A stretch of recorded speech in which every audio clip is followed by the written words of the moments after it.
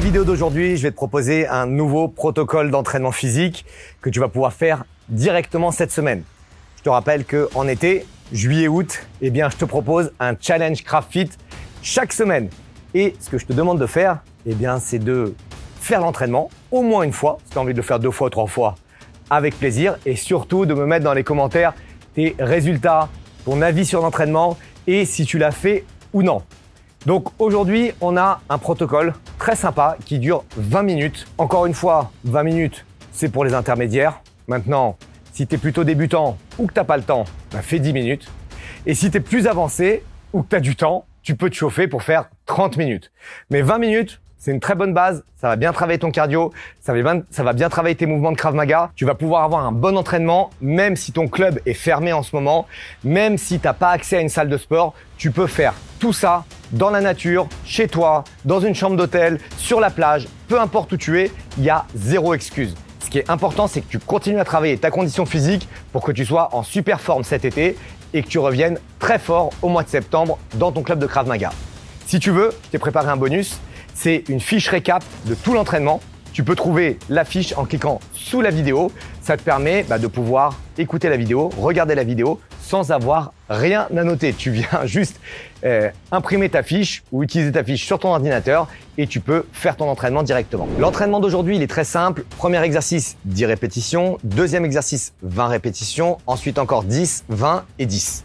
Tu vas retenir ça, 10, 20, 10, 20, 10. Et ça, c'est une boucle que tu vas répéter pendant 20 minutes ou 10 minutes ou 30 minutes, c'est toi qui décideras. Premier exercice à faire 10 fois, c'est notre exercice de pompe avec un coup de poing direct. Donc, si tu suis mes challenges CraftFit, tu commences déjà à savoir ce que c'est. Ludo va refaire une démonstration de 2-3 coups en position pompe, une belle pompe, un coup de poing direct, encore une belle pompe, un coup de poing direct et il fait ça sur 10 répétitions. Je te le redis à chaque vidéo et je le redirai toute ma vie puisque la pédagogie passe par la répétition. Chaque mouvement que tu fais dans le CraftFit, Krav Maga et fitness, tu dois faire attention à ta technique avant de faire du volume ou avant de rajouter de la vitesse. Si tu fais de la vitesse, tu fais super vite tes pompes parce que tu as envie de faire un maximum de rounds, mais que tes pompes c'est de la merde, eh ben ça ne sert à rien. Donc descends bien jusqu'en bas, reste bien en planche, remonte bien jusqu'en haut. Tu as bien ton coup de poing direct avec les critères techniques d'un coup de poing direct et tu enchaînes. 10 répétitions de cet exercice. Quand tu as fini ça, attends une seconde, j'ai quelque chose d'exceptionnel à t'annoncer.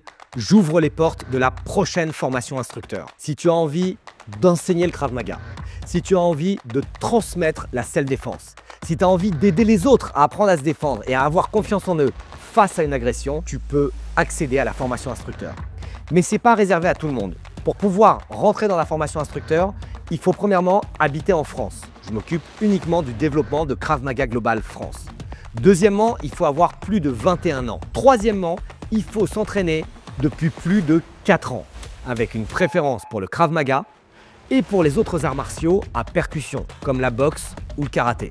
Si jamais tu es éligible, tu as envie de déposer ta candidature et tu as envie de te lancer dans l'aventure de l'instruction du Krav Maga, tu trouveras un lien sous la vidéo. Tu fais 20 frappes au sac. Si jamais tu n'as pas de sac, tu peux peut-être accrocher un bouclier sur un arbre et tu fais 20 frappes sur le bouclier. Si jamais tu n'as pas de bouclier, tu n'as rien comme matériel de frappe, eh ben, tu vas faire 20 frappes où tu mets de la puissance dans le vide en mode shadow. Là, on va démontrer sur un sac. Une fois que tu as fini tes 10 pompes, tu passes au sac et tu fais 20 frappes en fonction de ton niveau technique. D'accord? Donc, si tu ne sais rien faire, fais que des coups de poing directs, travaille vraiment la base de la base. Et si tu as un arsenal un peu plus développé, travaille des coups de coude, des coups de pied circulaires, des coups de pied latéraux, ce que tu veux. Ici, il va faire 5-6 frappes. Go! 1, 2, 3, 4, 5, 6, 7, 8, 9, 10. OK. Ça a été un peu plus que 5-6 frappes, mais tu vois, ça va assez vite. C'est fait pour casser entre 2 mouvements de muscu pour pouvoir travailler aussi le cardio et pour pouvoir toujours relier le Krav Maga avec l'exercice physique. Le Krav Maga avec l'exercice physique, c'est l'objectif du CraftFit. Donc, tu as fait 10 pompes. Ensuite, tu as fait 20 frappes au sac.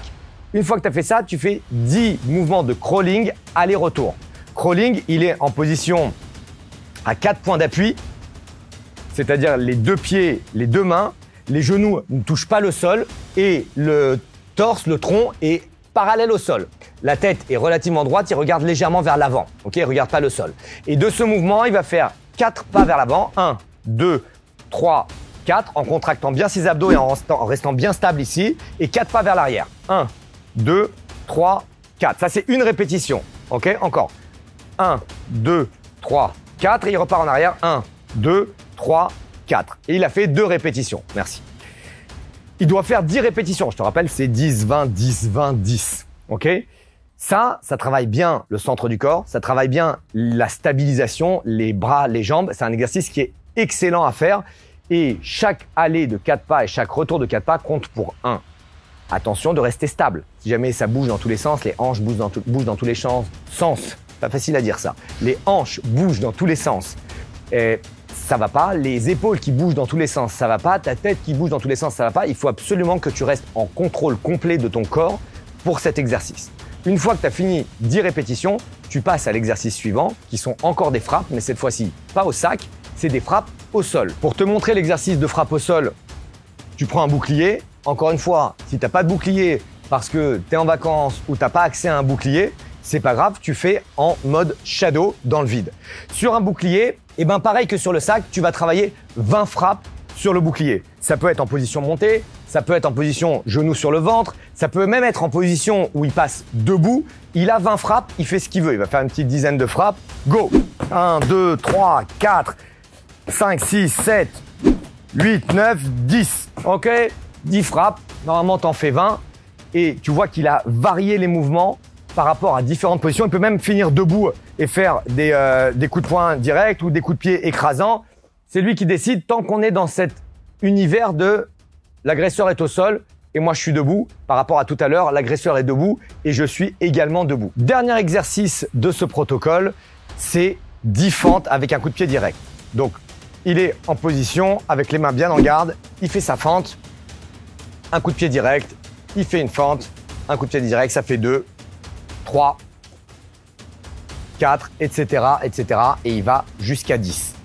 Pour cet exercice de fente avec coup de pied direct, très important de conserver la technique de fente avec la technique aussi de coup de pied direct et de ne pas descendre, que ce soit les critères techniques de fente, mouvement de musculation, ou critères techniques de coup de pied direct, mouvement de Krav Maga.